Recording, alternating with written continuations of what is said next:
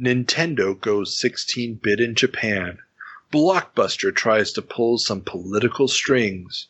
And the Bitmap Brothers go Renegade. These stories and many more on this episode of the Video Game Newsroom Time Machine.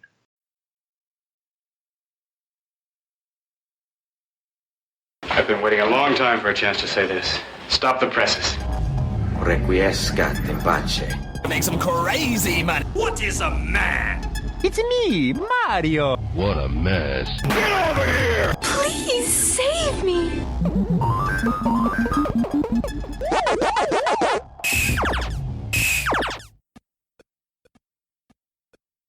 Welcome back, everybody, to another episode of the Video Game Newsroom Time Machine. This episode will look back at the biggest stories in and around the video game industry in November of 1990. As always, we'll mostly be using magazine cover dates, and those are, of course, always a bit behind the actual events. I'm Carl, and I'm, of course, joined by my co-host, Peter. Say hi, Peter. Hi. Excellent. So, we're back for another time jump in our new format where we aren't doing 3 jumps in one mammoth episode, but doing 3 individual episodes with 1 jump each. So, how's this new format treating you so far? Well, so far it's not that big of a difference. Hey, they're not supposed to know we're recording them all at the same time. Shh. But again, I like that we never start recording before 10 p.m. So especially today, this gives me plenty of time. So my girlfriend is asleep right now, and right after we have finished recording this stuff, I'll go over to the grocery store and buy some stuff for the Christmas calendar I want to prepare for her. So oh, your little advent calendar. That's so pretty. Yeah. I remember when I used to put in that much effort. Then I got married. All right. But you got a kid, so... Yeah. It's, yeah. Yeah. Have I mentioned I haven't played a video game in months? No, just kidding. Your wife, is she listening? Does she listen to our podcast? No. That's why I can talk like this. Okay. Okay. Enough banter. Remember, everybody, you can contact us over Twitter. You can follow us there, Video Game News R2. You can follow us on Instagram. You can send us an email at the very convenient Video Game Newsroom Time Machine at gmail.com. You can please leave us a like on your podcast app of choice. Leave us some comments. Every little bit helps to promote the show. We also have a Patreon. There's a bunch of episodes, interview episodes that haven't gone to the general feed yet just because, well, we don't have enough bandwidth every month for that. And it's just kind of cool that the Patreons get a little taste, early on. So if you want to, mosey on over for as little as $1 a month. You can help us expand the amount of memory that we get every month over on our Libsyn account, and you can also get some fun, exclusive early access stuff. So $1 a month, 2 is much appreciated, or whatever you can afford. Okay?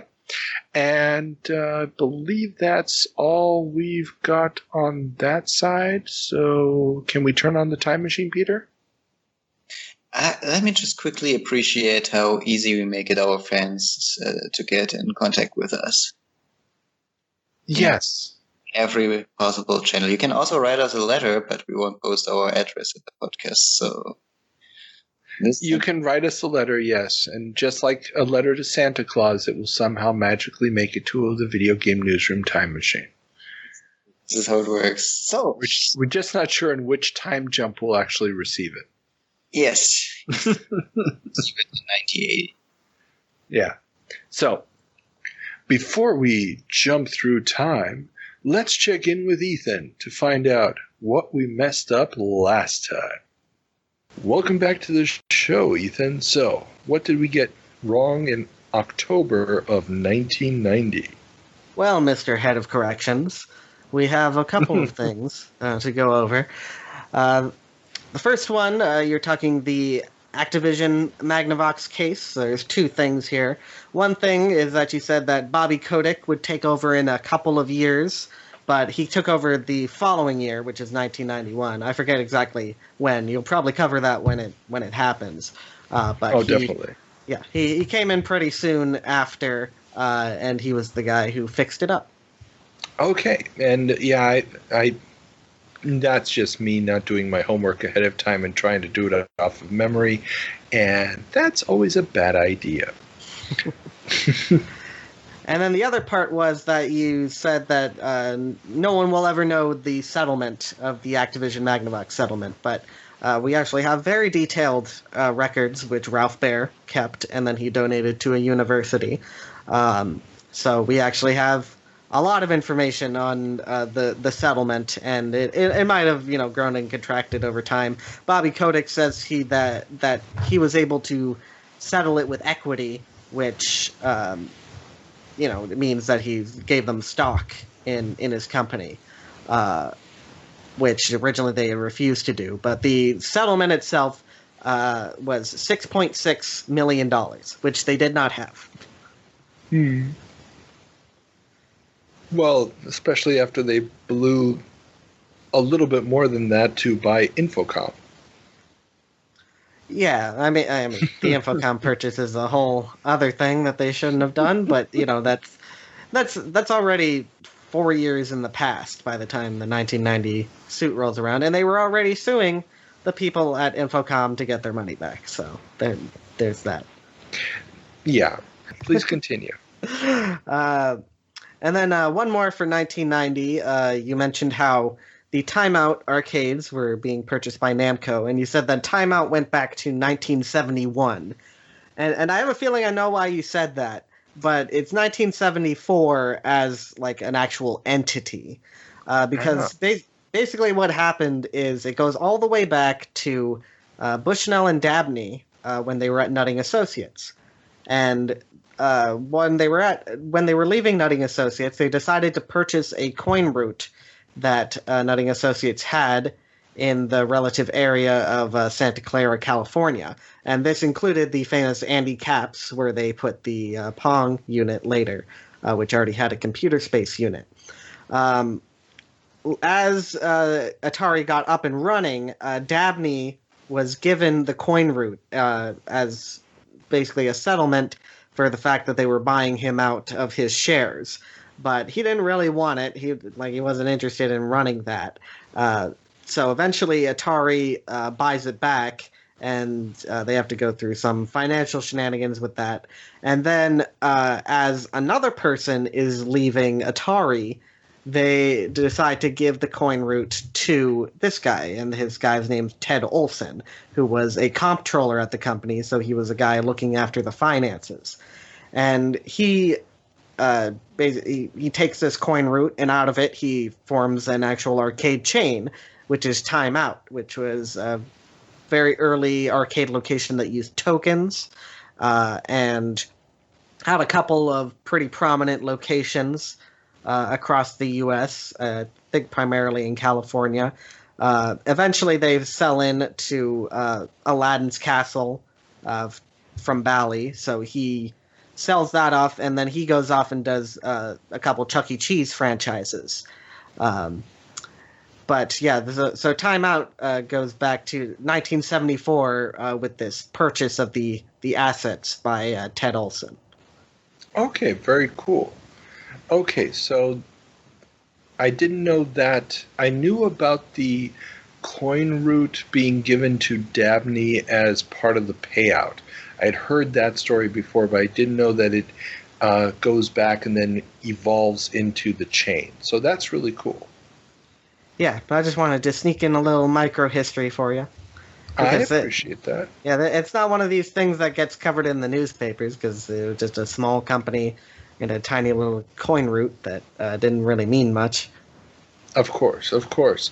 And if there's one thing that we love here, it's tiny little stories that don't get talked about a lot. So, thank you. Anything else I messed up in 1990? Nope. I mean, probably, but we're just gonna leave it on the table right now. Excellent. Okay. Well, then, thank you very much, Ethan, and we'll see you next week for November of 2000. You can say bye or something. Bye! Thank you, Ethan. I think he says you're welcome, but he's not here anymore, so. No, but I can feel his "you're welcome." I can. Oh. He's using his force powers. That's good. Okay, good. I feel it in a weird way. Jesus. Let's turn on the time machine and head back to November of 1990. Today we have a ton of tips for some of the hottest people around. Mario Brothers 3. You can't do that on an 8-bit system. Welcome to November of 1990. Peter, what's our first story? Oh, this story. Awesome. The Super Famicom launches in Japan. On November 31st, 1990, the Super Famicom hit stores in Japan. While the press will be reporting on this in later months, it couldn't go unmentioned here. No. You know what the first console was that I ever had? A Super Nintendo? Exactly. And this is like the story. And as a person in Europe, you got it very, very late. 1995. Wow. So a year after the PlayStation launched in Japan. Yes. That's kind of sad. Just a little sad. Mario, and I was a 5-year-old boy, and actually it wasn't a present for me, but my father gifted it, I think, mostly to himself, but he wasn't so into gaming. He wasn't a gamer, so yeah. Yes, it's got to start someplace. No, I mean the Super Nintendo, even in '95, was still a very, very impressive piece of hardware, especially with a lot of the effects that they were tickling out of it at that point. So, but yes, Nintendo has now officially joined the 16-bit wars, and yeah, this is going to dominate our 30-year jumps for quite a few years to come. And, well, I don't want to say it's having a direct effect, but across the streets, something's happening. Yes, because Michael Katz is out and Tommy Kalinske is in at No, not Tom. Tom, sorry. My bad spelling here. Tom Kalinske. I want to point out that your spelling isn't the best one. This is why I consciously made this mistake. Oh, very good. That's good to know that it was a conscious mistake. After helping the Genesis gain a foothold in the NES-dominated U.S. console market, Sega has dropped the veteran games executive for another veteran of the business, Tom Kalinske. Under Kalinske, Sega would cut deep into Nintendo's market share and briefly surpass their rival. So, if you've listened to our two-part interview with Michael Katz, and if you haven't, shame on you. It's a great interview. Yeah, the Sega of Japan team had some pretty unrealistic expectations for the sales numbers that the Genesis was going to be able to achieve in its first two Christmases. And this is basically the shakeout of that. And Tom Kalinske is coming in to a company with the Genesis does what Nintendo don't campaign in full swing. The relationships with retailers on the up. And, of course, Walmart's initial reluctance to carry the device because they never carried anything when it was brand new back then. Well, that's now going to be a thing of the past, and Genesis will be at the largest retailer in the U.S. So Tom Kalinske basically harvested what that's put into the earth. In many ways. I'm not going to take anything away from Kalinske. He is a wonderful marketer. He had been at Mattel for a very long time, did some amazing stuff over there. But it would really... the history has not been kind to Michael Katz's involvement at Sega, just because this real launching of the Genesis as a market force. And we talked about this a couple months ago when the first screenshots of Sonic the Hedgehog came out, and Michael Katz talks about it in the interview that, you know, Sonic was on the way. They knew Sonic was going to be their Mario killer. And it was all coming together, but Sega didn't want to go into the Christmas season with Katz because it's probably just an issue of had Katz still been there and the Christmas season was good, then they wouldn't have been able to get rid of him, and they wanted to show that, you know, they demanded that specific sales figures. It was like 1 million units or something. And Kalinske actually quotes that just like Katz did in his appearance on High Score, the Netflix documentary about gaming. There's a whole episode dedicated to this with interviews with Kalinske. And the problem really was that the Sega of Japan team didn't really understand the intricacies of the market and how to adapt to it, something that's going to really bite them in the butt when the 32-bit machines come around. And at the same time, I don't think Katz was the kind of guy to play enough politics there to keep that going. So it's a combination of issues. Okay. But I recommend listening to both our interview and to watch the High Score portrayal as described by Tom Kalinske.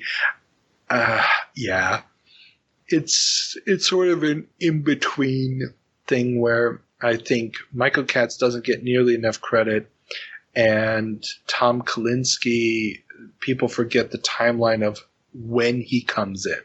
And he comes in after the ad campaigns that are really going to define the Genesis. Those in-your-face ad campaigns have already begun. Okay.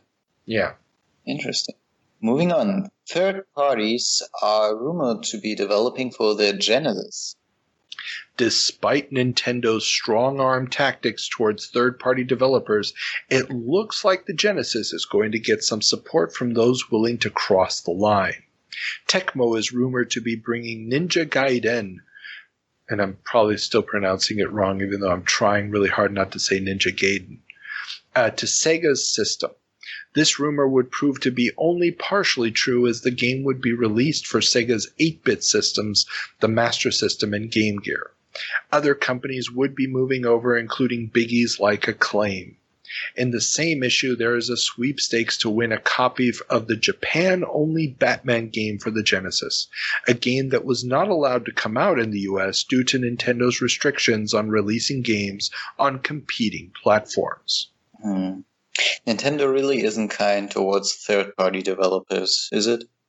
Well, Nintendo at this moment, and we have to see it in the context of the times, Nintendo at this moment had to rebuild the U.S. console market after the crash. So when they come in 85, they are quite literally saving the U.S. market. They have put in these very, very restrictive licenses to make sure that there's not an overabundance of product, to make sure that the product works, that the games won't crash and aren't buggy, and to build confidence on the part of both the consumer and the retailer that it's worth the investment. Yeah. Now, do they go too far? Oh, definitely. Did they act like a monopoly? Oh, hell yes. Did they abuse their monopoly power? Oh, you bet your damn sweet ass they did. So this is one of those situations where the restrictions originally were good, but this idea that if you release the game on the NES, I think there was a 1 or 2 year bar to releasing it on another system. So Sunsoft had the license to do Batman the movie games. They release the NES version. But while in Japan they release a Genesis and a TurboGrafx 16 game as well, same license, completely different game designs. And those two games never get released in North America because they've already released the game on the NES. That's a huge, huge deal.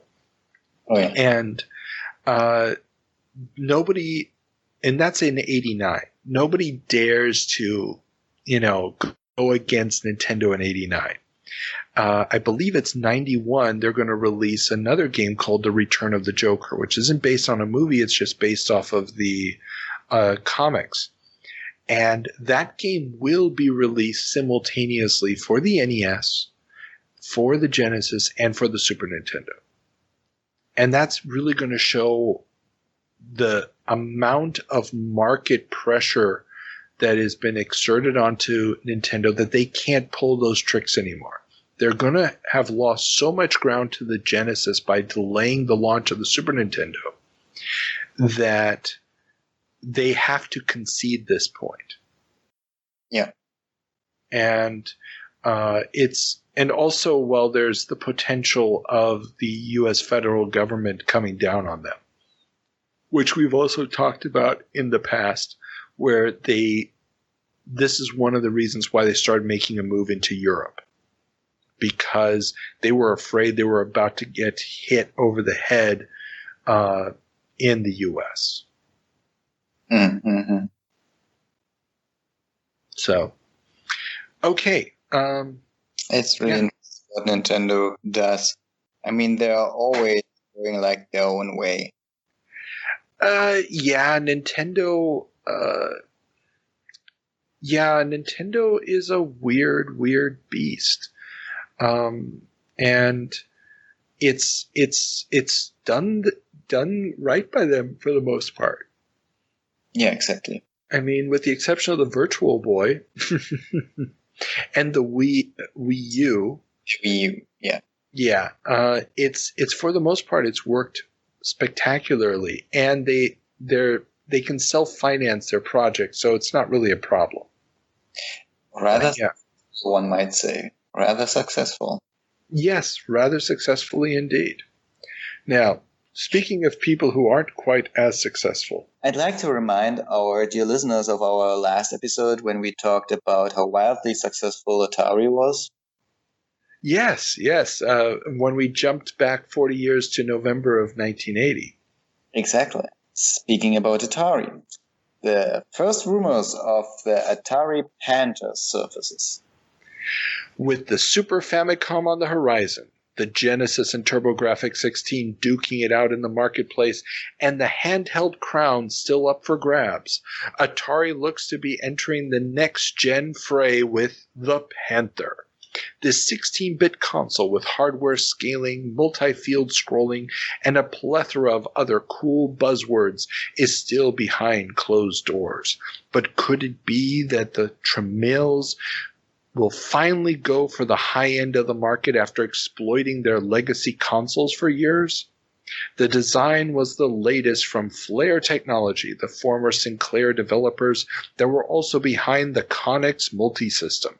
The system would be built around the aging 68,000 processor and ultimately be abandoned, even though development systems went out to some developers after Flair convinced Atari to start work on 3D hardware, which would lead to the Jaguar. I really love that Atari always, almost finishes a product and then it's like, screw it, whatever. Well, remember, this is not the same Atari we talked about in 1980. No. This is Tramiel's Atari, okay? And yeah, they are, what can I say? They're not really focused. They keep throwing stuff at the wall to see what will stick, and if it doesn't immediately sell like gangbusters, they just walk away from it. And the problem is they don't have the deep enough pockets to be able to pull this off. I mean, they're still, at this point in 1990, they're still selling the Atari 2600. They've repackaged the old Atari 8-bit computers from the 70s as game consoles. They're literally just trudging along as best they can. The Atari Lynx is another outside project they brought in, so they're trying to save money by not doing any internal R&D or very, very little internal R&D, and it's just not going to work for them. So, yeah, and their home computer division is dead in the US, but it's still going in Europe. Yeah. And picking up this English-developed game console from the guys who basically crashed and burned with the Connex, yeah, it's not gonna go anywhere. But the fact that they actually got development systems out to some people is kind of weird, but it's Atari. Weird stories. Weird stories. Yeah. Anyhow, in less weird stories, EGM previews Double Dragon 3. Now, this isn't all that important from a historical standpoint, but the one screenshot that they have in this preview is a cropped version of the infamous Bimmy and Jimmy meme. Now, for those not in the know, there's a famous misspelling in the NES port of Double Dragon 3 where Billy is called Bimmy. And they've cropped it in this shot so that the names aren't visible. And I really, really want to know whether or not the mistake was already in there. They cropped it out because they saw it and they were like, oh, I'm sure they'll fix it before they actually ship the game. And of course they didn't. The game shipped with this horrible misspelling. And I guess it just makes me smile to think that the magazine saw it and cropped it out, even though it was still going to be in the final game.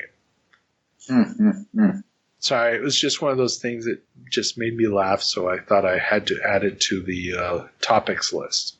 Yeah. It's a nice story. Yeah. Okay. Another nice story is Blockbuster is lobbying to get video game rental exceptions.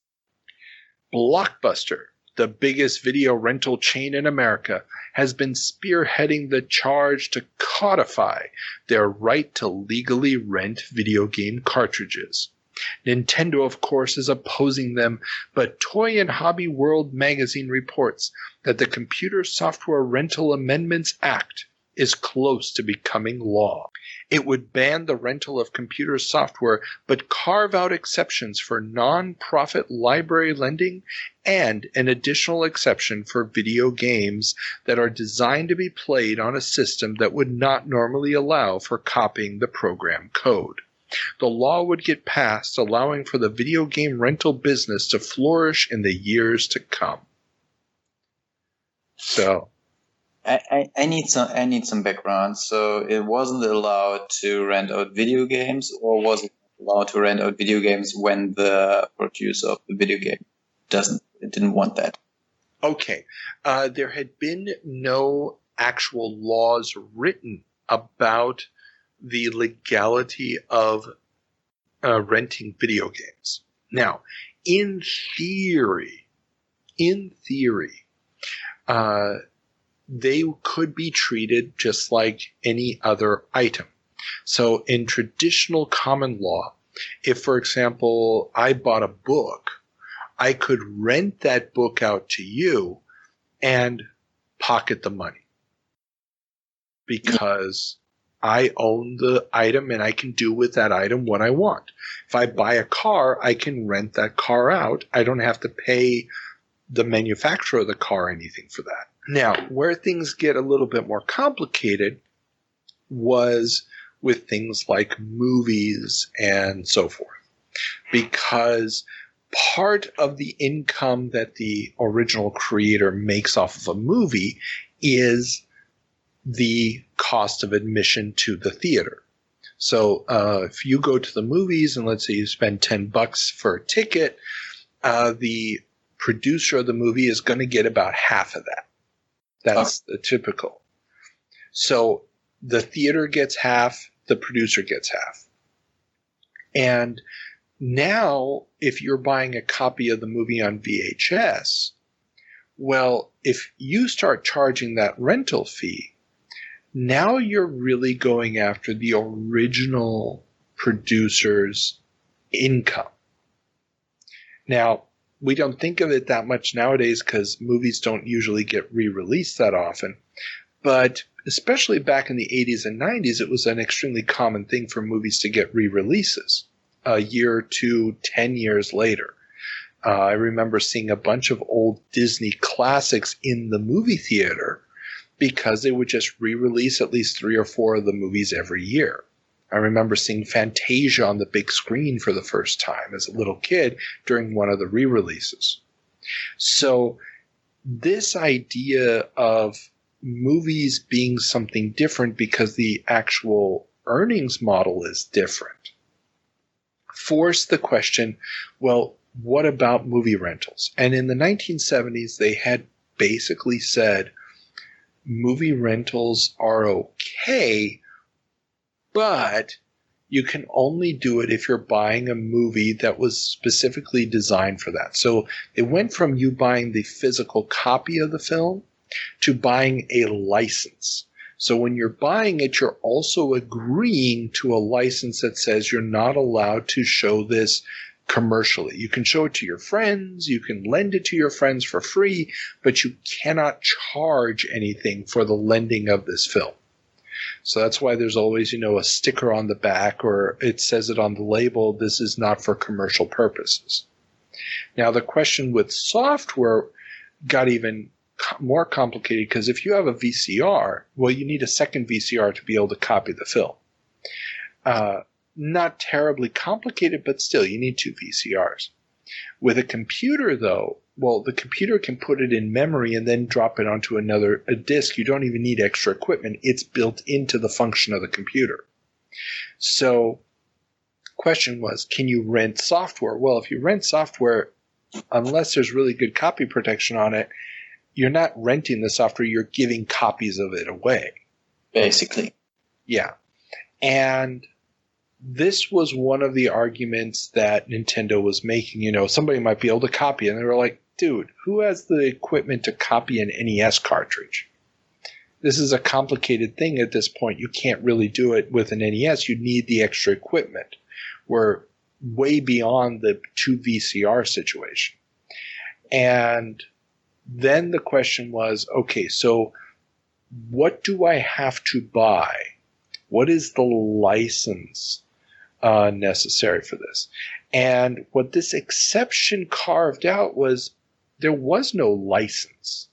You could, and because when a video rental place was buying a movie, let's say you went to the store and you bought a copy of Top Gun for $20 to play at home, that was okay. But when the video rental store wanted to buy it, they were paying like $150 for that cassette. Yeah. because that was the way that the producer was making their money back. And it was to compensate them also for the loss of revenue in re-releases. As you will see, as soon as home video takes off, the re-release market dies. Nobody's re-releasing movies really by the mid-90s, because the home video market just killed that concept. But if you're making a $100, $150, $200 off of these tapes to the video stores, and you got thousands of video stores buying dozens of copies of the movie when it comes out, well, that's a huge new revenue that you didn't have before. And that doesn't seem to have materialized for video games because of this law. If this law had been written differently, then they could have said, yeah, sure, as long as you have the appropriate license. Then Nintendo could have said, okay, the normal NES game costs $40. We're going to charge you $180 to buy a copy that you can rent out at Blockbuster. But because this goes into the law and says, nope, Blockbuster can just go down the store to the nearest store selling video games, buy a bunch of cartridges at regular retail price, and put them on the shelf. And that's the importance of this law, that it does not codify or it doesn't support the idea of buying a non-commercial license, because they have the same exception that libraries have. And this is an important thing. The libraries have the exception. The libraries can lend out software for computers. Even though it's going to be easy to copy, they still have this ability, because libraries are protected by law that we need to give everybody access to information. Video games. Yeah. Why not? I mean, it's art. Yes. But just think about it. If you go to the library, J.R.R. Tolkien's Lord of the Rings. Yes. It's a bunch of fantasy nonsense. What? No. It's fantasy nonsense. It is no more culturally valuable than Bayou Billy. Dude, I totally get it. And yeah. I mean, once you start splitting those hairs of what art is good and what art it deserves special status, you're just asking for a level of censorship that is going to destroy all creativity. Basically, yes. And this is why a video game is a piece of art, and if you want to enjoy it, well, you have to have access to it. Oh, yeah. Yeah. No, it makes totally sense. And as a kid, I really enjoyed going to the library and renting out some video games. Of course. As one should. Library. So, this law is going to basically allow for Blockbuster and other video rental places to continue to do this unfettered, much to the dismay of Nintendo. But ultimately, I think it also helped the sales a lot more, and it also helped weed out some of the less, how can I say it, less quality driven producers of games, because people could now play the game, they could test the game, and they could say, oh, I'm not buying it just simply based on the packaging anymore. Yeah. Which is what you were stuck doing up until that point. Well, exactly. There weren't any demos out yet. Exactly, especially not for cartridge games. Exactly. Yeah. All right. Moving on. Or do you want to do that? Oh, I can do it. So let's leave the North America and head across the pond to the old country. The old country. And no, I just leave it at that. Renegade software is born. Unhappy with their publishing deal with Mirrorsoft, the Bitmap Brothers, the development team behind such classics as Speedball and Xenon 2, have teamed up with music publisher Rhythm King to form a new game publisher, Renegade Software. The publisher will gain prominence over the next decade, primarily in the Amiga scene, with such titles as Gods, Fire and Ice, Turrican 3, The Chaos Engine, Rough and Tumble, and Flight of the Amazon Queen. Wow. You don't know any of those games, do you? Oh, dude. Yeah, okay. If you're an Amiga game player, any one of those would make a company a classic. As an Amiga game player, yeah, they're huge titles. They're super important titles. And the only one that I'd really say has great prominence outside of the Amiga of this is probably Flight of the Amazon Queen. And I know people will argue, well, a bunch of these got ported, like Gods got ported to the Genesis, and Chaos Engine got ported to a bunch of stuff. But Flight of the Amazon Queen is a point-and-click adventure game by a small team from Australia. It's very much tongue-in-cheek comedy, absolutely brilliant, super funny, and you can play it for free. It's been released, I believe, on ScumVM. It's one of those games that they've just said, okay, nobody's trying to publish it anymore, and they've released it for free. I highly recommend everybody give it a try. I laughed my butt off. It's the Indiana Jones style setting with outrageous humor and just really, really good stuff. Okay. Yeah. But yeah, Rough and Tumble, I mean, a lot of these games are technically brilliant releases on the Amiga. They also released a bunch of games that were not so brilliant, like Elfmania. Again, technically astounding what they did on the original Amiga 500 hardware, but gameplay-wise, yeah, kind of a dud.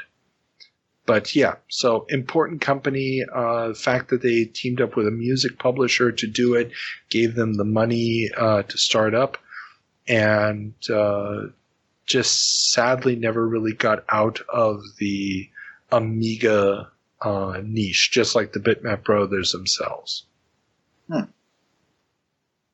Yeah, good developer, but just when it came time to move to the PC, they just kind of faltered. They made one really good game, which was Z, which was a real-time strategy game where you had all these robots that kind of parodied Apocalypse Now. It was a more funny version, I'd say, of the 2000 AD strip ABC Warriors. And it just, yeah, it was okay. It was fun, but it wasn't going to set the PC world on fire. No. Okay. Let's just move on to a company that actually rings some bells. Activision UK isn't quite done yet. We talked in October about how Mediagenic was shuttering Activision UK. Well, Computer and Video Games Magazine are reporting on 2 more European-developed titles that will still be coming out. Deuteros is a sci-fi strategy title and the groundbreaking 3D open-world game Hunter. Beastbusters would also emerge as a late release, and some later titles would, of course, be developed in Europe, but this seems to be the last gasp of the Activision UK developed output. Now, both of these games are also probably games you've never heard of before. Not at all. Deuteros is it's a resource management strategy game with a sci-fi scenario. If you really like a lot of tables and statistics, it's a great title. And Hunter, though, is a game that I wanted to discuss a little bit just because it shows some of this groundbreaking work that was being done at the time in the European scene, especially the English software scene. When you look beyond the simple arcade ports and stuff that were being done, there was a lot of attempts to just, out there ideas that technically shouldn't be done on this hardware, but people were doing it anyway. And Hunter is one of them. It's a true open world game. You're this guy and you're moving you're trying to accomplish some military goals. I can't remember exactly what, but you're moving. You're a vector-based graphic. The camera isn't set behind you. The camera is at a fixed angle at a certain distance away from you. So as you move towards, if you want to move south, you move towards the camera and the stuff starts appearing, which is not the best way to do it. But given the low frame rate, turning the camera every time, if it was behind you, probably wouldn't have worked. Yeah. And you had the ability to jump into all the vehicles. So there's boats and tanks and jeeps and stuff. And you could go into all the buildings. Most of them are just like military tents and stuff. But you could go into the buildings, interact with the items, talk to people. So you had all the elements of an open world RPG with the action elements, everything being done in real time in a vector world. It obviously doesn't look great by modern standards, but this game really showed what was possible.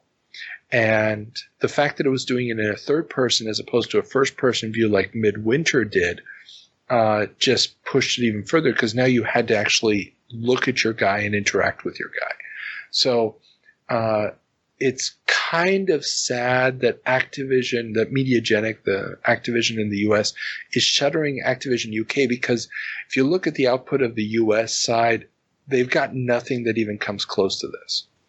And just at a time when Wing Commander is about to push PC owners to upgrade their machines, having a game design like Hunter, which is actually coming out on Amiga and Atari ST primarily, to have that ported to these new high-end 386 PCs would have been a shoo-in on the PC.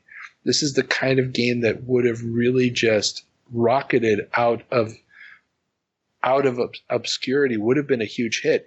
But they're just shuttering it because, it's that business over there and we're focused over here. Okay. Yeah. Sad but true.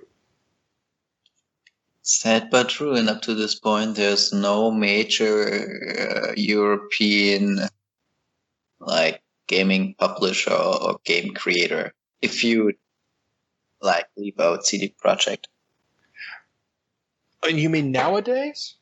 Nowadays. Oh, Ubisoft. They're French.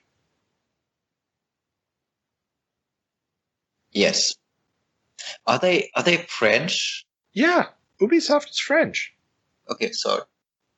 I know they have a studio in France, but no. They are a French company. Okay. Yeah, no. Ubisoft is. It's as big as you can get. No. The Europeans are still very, very big in the scene, mainly because of Ubisoft, and they bought up a ton of the old studios. So they've got studios sprinkled all over Europe, making all sorts of games. So, no, the European scene is still alive. I want to put Ubisoft to North America, but yeah, you're right. Of course, they're French. Yeah. They actually started out ages ago, back in the 80s. We'll get to the birth of Ubisoft at some point.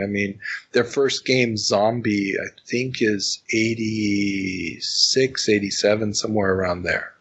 Mm-hmm. Yeah. But yeah, at first they're just basically isolated in France, and then they start breaking out as soon as they start porting their stuff away from the Amstrad CPC. Mm-hmm. The first video game I've ever played, the first computer game I've played was from Ubisoft. What was it? Rayman. Ooh, okay. And that wasn't even a computer game originally. That was a exclusive for the Atari Jaguar. I mean, I played it also. Oh, I know. They ported it to everything, but it started out as an Atari Jaguar exclusive.